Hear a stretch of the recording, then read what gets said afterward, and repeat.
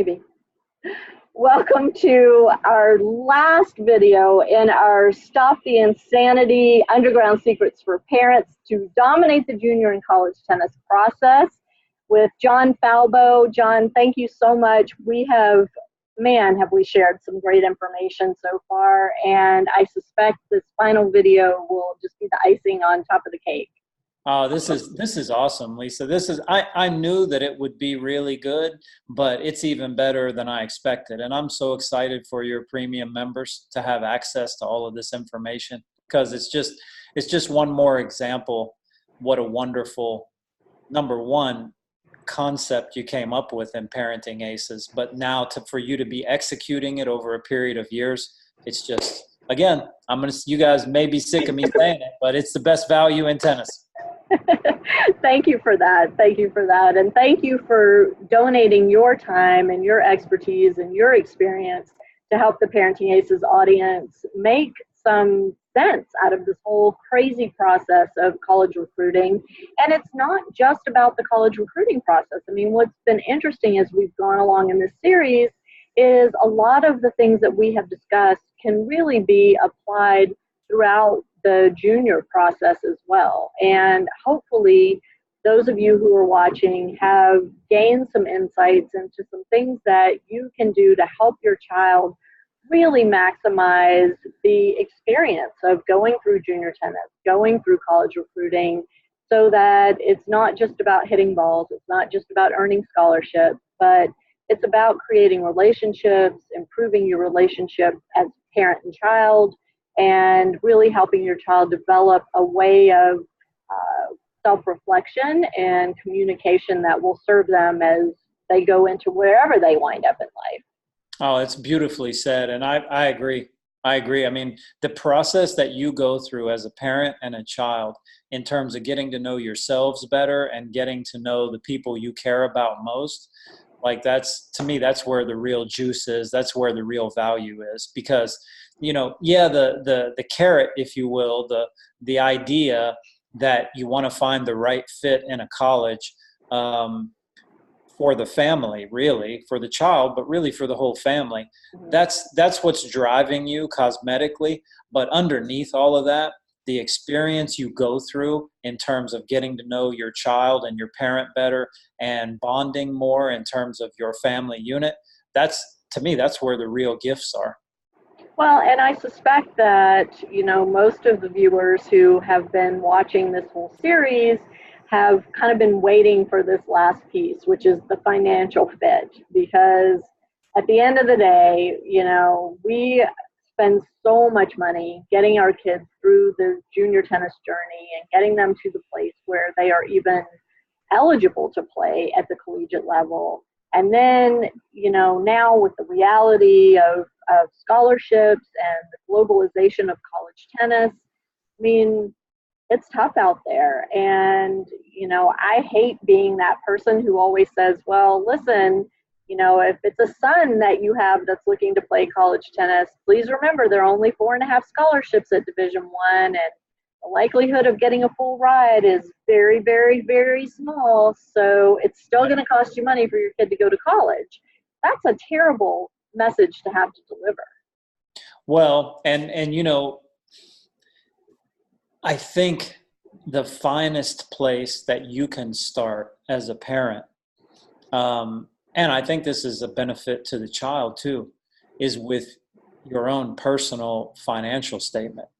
I know that that's where we start all the time.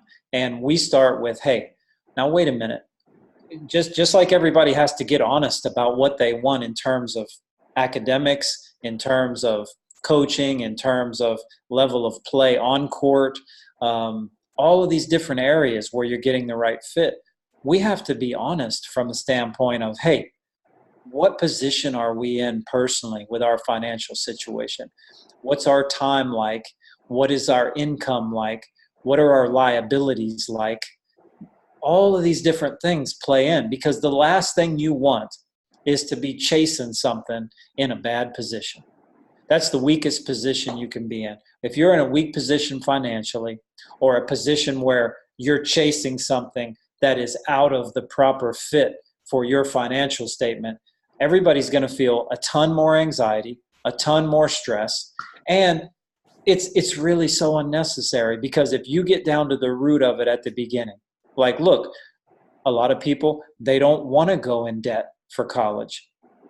Then the question is, okay, how do we find a fit for you that's not going to put you in debt? Maybe it's through scholarships. Maybe it's through other forms of support. There's a whole bunch of ways you can approach it. But again, you got to be honest and say, look, this is the position we're in as a family, personally. And then now, how can we then find schools? Because you've got to know the financial statements of the tennis programs too. What do they have to offer? What are they going to be able to do? Is a full scholarship actually a full scholarship? What is a partial scholarship? What is that? And to go through all these numbers, first and foremost, you have to know your own situation. Just like as a parent, you got to know what you want internally for your child and why. You got to know what your child wants internally and why. And you got to know the financial situation, so that we're not going and wasting our time and wasting other people's time and causing a whole lot of stress that's unnecessary. Right. And I mean, those are hard questions and hard realities to face for a lot of people. But I can just tell you from experience that if you're honest up front and, are tailoring the college search to fit within all of these different parameters that we've been discussing in this video series, not only does it take pressure off you as the parent, it takes a huge burden off the shoulders of your child. And, yes. I think as parents, we don't want to think that we're adding to their stress and their burdens, but if we're kind of talking up a college program that is outside our reach financially as the parent, and the school doesn't have the budget to provide the type of athletic scholarship for our child, then all of a sudden we're in a position where we're having to seek out additional funding opportunities. And again, that can cause stress. But that's Yep. where somebody like you comes into play, right, John? I mean, you have so much experience with this. Well, and I initially, when I was thinking about the College Hunter, and I was thinking about pooling everything I had experienced over the last 15, 20 years into being able to help people, I knew it was going to be expensive, because of the time it takes. But what I thought through is I went through several case studies, not only my own and my dad's, but others that I had witnessed and seen over the last 15, 20 years, and said, look, what are different prospective amounts that a family would have spent on junior tennis coming up from age 9, 10, 11, 12, 13, 14, 15. By the time they get to this college choice, if you will, how much money has gone out? And in my own mind, wanting to serve, wanting to provide value, I was like, I got to be able to find a way to help people double or triple their investment in junior tennis. Now that's a big statement. If you spent 50 grand coming up through the juniors, well, then if our objective is to make sure that we're able to find you double or triple that, well, we don't achieve that all the time. We don't accomplish that every single time. But if that's the goal, then we say, hey, at the very least, what you've spent, how can we positively correlate that with what you're receiving at school, so that this lion's share of funds has not just gone out the door because we didn't create the crisis. Like, to me, and when I say the crisis, I mean this: parents being promised a lot of soft promises, like, well, if you get this good, you'll get this aid, or, well, if you do this, if you spend money on an academy or a program, you'll get this and you'll get this. Nobody knows that. Right. Nobody knows any of that.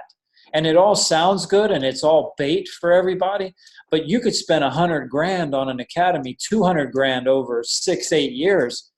And especially if you're a guy, and you get to a point where you're a very good player and you spend all this money, and there might be a quarter scholarship available for you at 20 or 30 different schools. So this whole idea of baiting people to say, well, if you do this, well, it'll translate into this. Not necessarily. Not necessarily. And we didn't create that bait and we didn't create that crisis. But for us to be able to come in on the back end, even in a series of questions and say, look, what's your personal financial statement looking like? And we don't need like your personal overall financial statement. We need your personal tennis financial statement. Like Sure. how much money have you spent in this process? And how much money are you currently spending in this process? Because the one thing I've found, one of the biggest impacts we can make is helping people cut current expenses.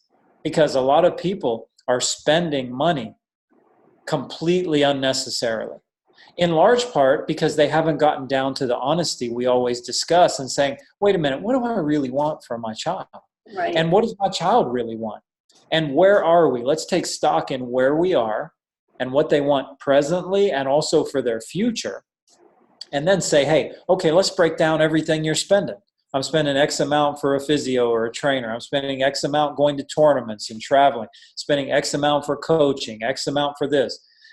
When you get all of that into play and you put it on a financial statement and you say, look, how much money is actually going out? And then how much money is really necessary to go out?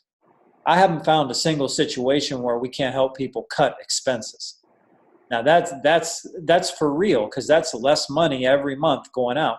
And then And that's right now. That's not in the future for college. You're correct, talking about correct, people save money right now while the correct. child is still in the juniors. Correct. So at that point, they're already making money because they're saving, because we've identified specifically, look, you don't need to be doing this over here. It's not going to help you achieve. Once we identify what you really want to achieve and where you're at, this is not going to help you do that.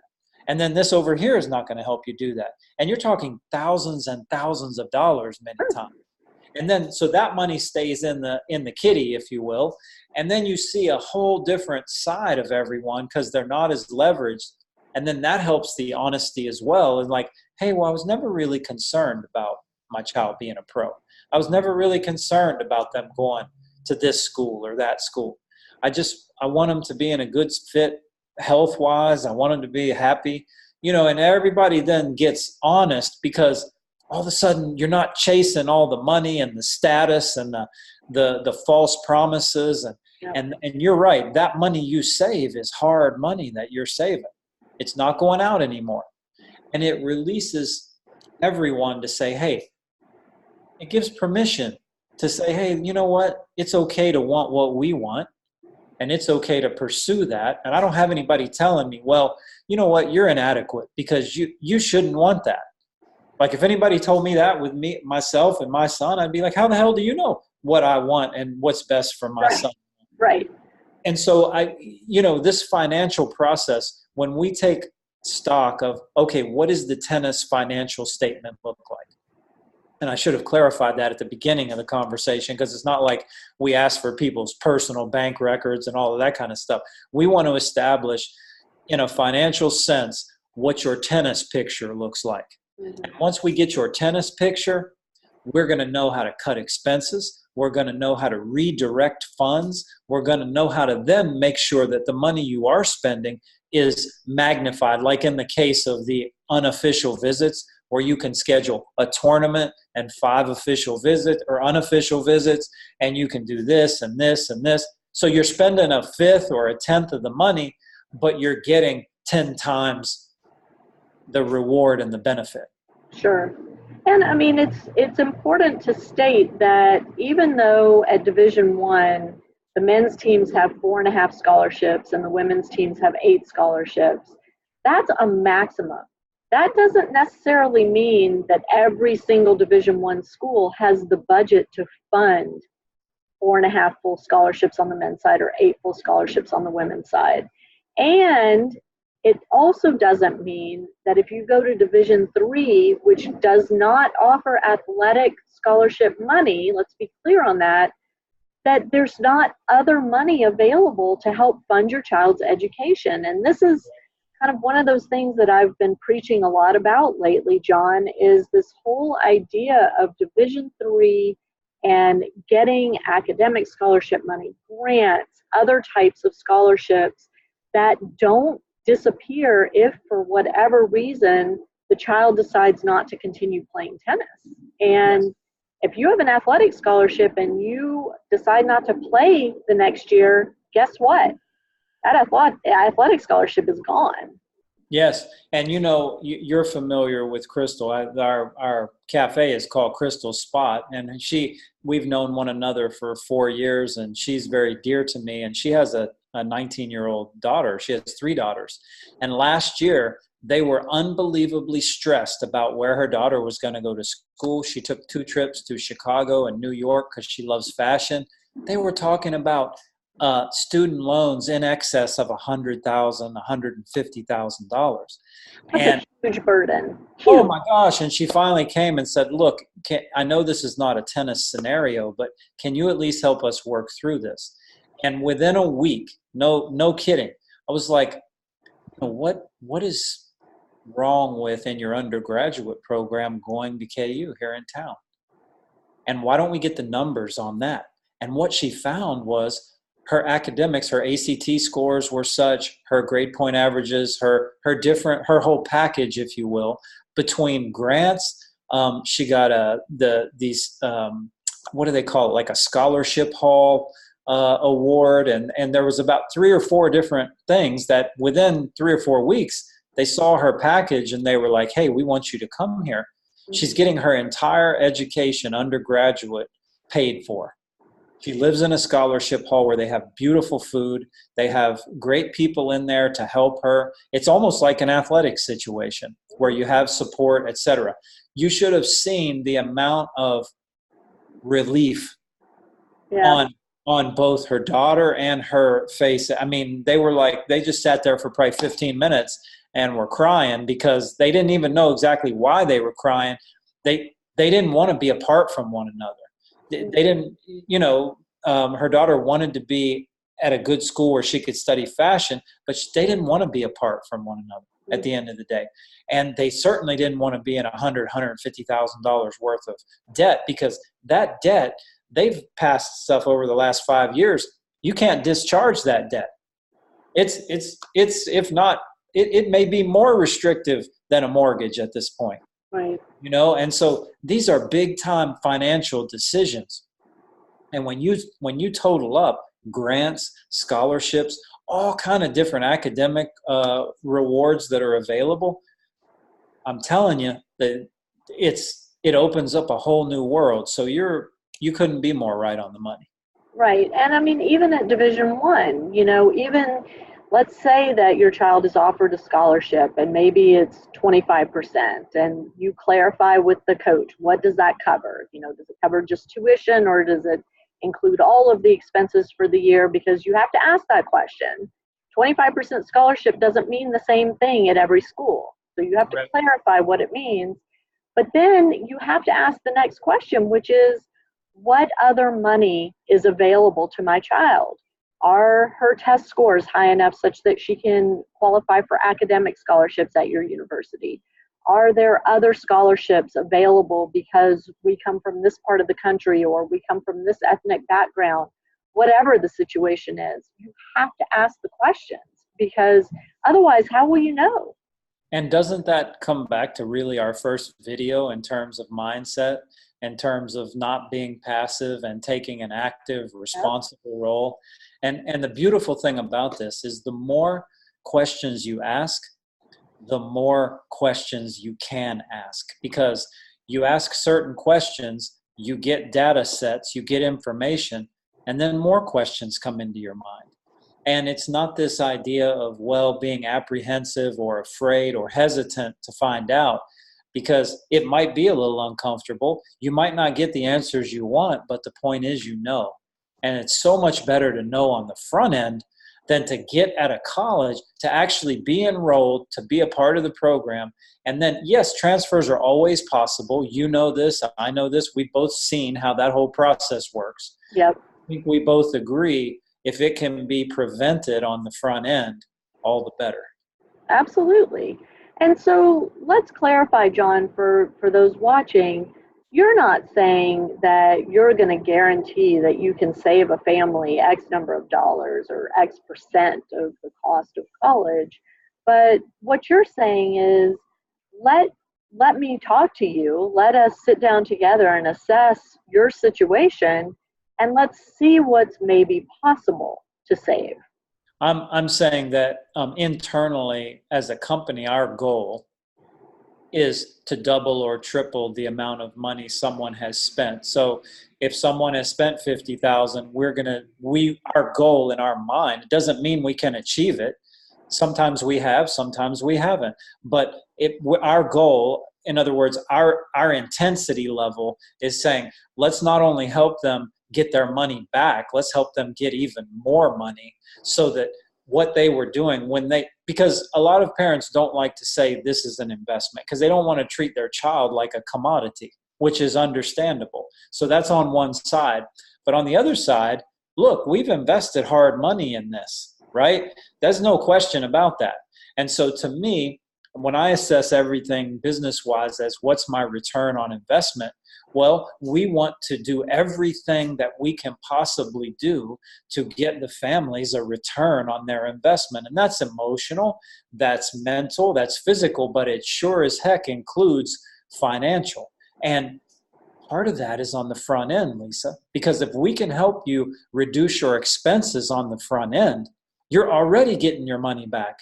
Because if you were spending 3 or 4 or 5 grand a month or more on tennis, and we say, hey, you know what, you can really get it down to 500, 1,000, 1,500. You're already saving that every month for the next however many months or years. That's already putting money back in your pocket that you would have spent unnecessarily. And then if we can put on top of that, saying, hey, okay, we can find these academic awards, these athletic awards, these different ways to help, then we're compounding exponentially. Does that explain a little more our mindset in terms of what we're really trying to do from a financial perspective? Sure. And I just wanted to make sure, for the viewer's sake, that they understand that you're not here selling, some pie in the sky idea of, sign on with my company and, we're going to guarantee your child 100% free education for the 4 years they go to college. No, we're not. That's No. not your shtick. Your aim is simply to provide information to families through this video series, through the free questionnaire that you offer on thecollegehunter.com, through your book even that you're giving away for free, to help families better position themselves, to open communication between the parent and the child, and to be in a better place in order to find the right college fit from a variety of checkpoints, not just financially, not just tennis, not just academics, not just the coach, but all of these factors coming together so that it's a positive 4-year, maybe 5-year experience for the family. Yes. And with the number of people that we affect with this series, I'm telling you right now, there would be no way for us to take that many people on. I mean, you're talking, we're opening it up for 5 people. That's how intimate the process is. So if we're like, and my approach to the whole thing, I retired when I was 34. This is not something I started to make a gazillion dollars with. This is, and at the same time, I know we have to charge. We're not like, it's not a service that if someone is expecting to go in and pay $100 or pay even $1,000 and say, well, I'm going to get, I'm going to get everything I want, and that we're not your people. Like we are a very expensive service, and we do take on very few people. But that's part and parcel why also I wanted to do this with you and offer this information. And it's why we give stuff away for free. Because if we could only help the few people that we end up working with, our footprint wouldn't really be significant at all. And if our mission behind what we're doing is to help as many people as possible, there's going to be a lot of free information that we put out. So that we're not guaranteeing a money amount. We're not guaranteeing X result. What we are guaranteeing is that through everything that we're putting out, like this series on Parenting Aces, like the free questionnaire somebody can come and get, like the free book they can come and get, what we are guaranteeing is we are committed to helping educate everyone on the process. That's the best we can do. Whatever business comes our way will come our way. Whatever business doesn't come our way will not come our way. But we control completely how much we can give away and how much we can help through the information that we provide. And so circling back to this whole notion of financial fit when choosing a college, because I want to tie all of this together since this is our last in the series, can you give some specific questions that parents need to ask themselves and their child as they're starting down this path to choosing the right school? Yes, and I want to be transparent with you too. My eyes just shifted. I just looked at my battery on my computer, and I do not have the plug-in or the charger, so we are at 7%. So say it fast. I'm going to keep you updated. We're at 7%, and I don't want to get like cut off at the end of this thing. The questions I would humbly suggest are very, very simple, but they're not easy. I would humbly suggest as a parent, you sit with your child and you get, if you're not already completely transparent, that you get there very quickly and really ask them, hey, look, what do you want out of this thing? You know, what kind of level are you looking to play at on the court? What kind of level academically are you really interested in? What kind of rigors, what kind of tolerance do you have? What do you want your social experience to be like? You know, and then also I think it's important to level with your child and say, look, I don't need anything from this. I don't need you to go to X school or Y school, or I don't need you to be the number one player in the country. I don't need you. I think when a child knows that a parent wants their happiness, their fulfillment, their best in terms of their mental and physical health, I think the child frees up. And even if they don't fully believe it at first, I think having multiple conversations, it dawns on the child, hey, you know what? I need to let my own guard down and my own ego down and really be honest about, hey, you know what? I don't really want the rigors academically, or maybe I do. Or I don't really want the tennis rigors of this type of school, or maybe I do. But then you have an honest communication.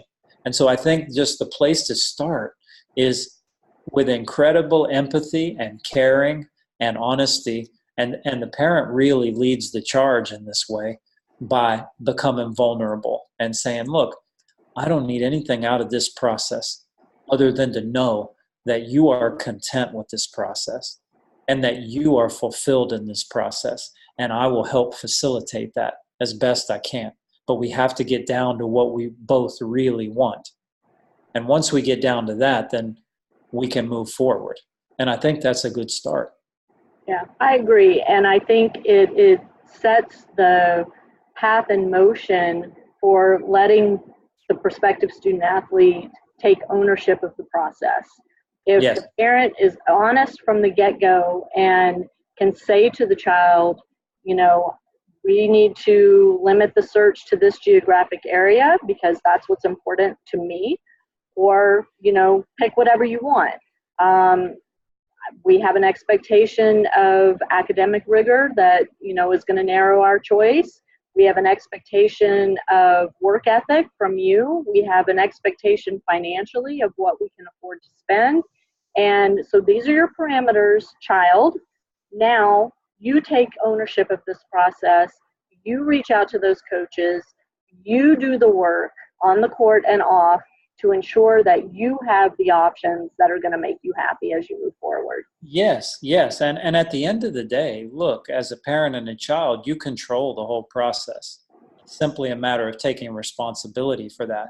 Because, like, look, you know, if we need to shut, like, the tennis playing down for a couple weeks to talk about this, if we need to shut everything down to be able to talk and be honest with one another, you know, a couple weeks to a month is not going to kill anybody in terms of any progress. And it's really very beneficial, and nothing has to shut down, but it's just the idea to say, hey, look, this is the priority. The priority is finding out where we stand and what we want. What I want as a parent, what you want as a child, what we want for the process and for one another. That is more important than any lesson you could go to, than any tournament you could play, than anything we could possibly do, is to really step back and say, what do we genuinely want? And then we can achieve anything we want. But we got to know what we want to begin with. Absolutely. Well, John Falbo, thank you so much. I want to encourage all of our viewers to check out thecollegehunter.com and to reach out to John if you have any questions. But at the very least, go to the website, take the questionnaire, and go through it and see if it can help you and help your child really hone in on what you're both looking for in terms of your college tennis experience. And John, I just can't thank you enough for taking the time to do these videos for the Parenting Aces audience, sharing your time, sharing your expertise, sharing your knowledge. And I think it's just great. And for those of you watching, please give us some feedback. You know, are you finding these helpful? And what other information would you like that could help you do a better job as you go through this process with your child? We're here to help. We want to provide that information for you. Yes, and you guys, please share everything you can of Lisa's. Spread the word about Parenting Aces. It's I've said it again. I've said it before. I'll say it again. It's the best value in tennis. She's doing such a stand-up job. And Lisa, I just want to thank you too. I feel really fortunate to be able to do these kinds of things with you. So thank you very much. Thank you. And make sure you catch the whole series. Again, it's thecollegehunter.com, and check John's site out, and any questions you have, please ask. Thank you so much for tuning in, sticking with us through the 8 videos, and we hope all the best for you and your family as you go through the college recruiting process. Indeed.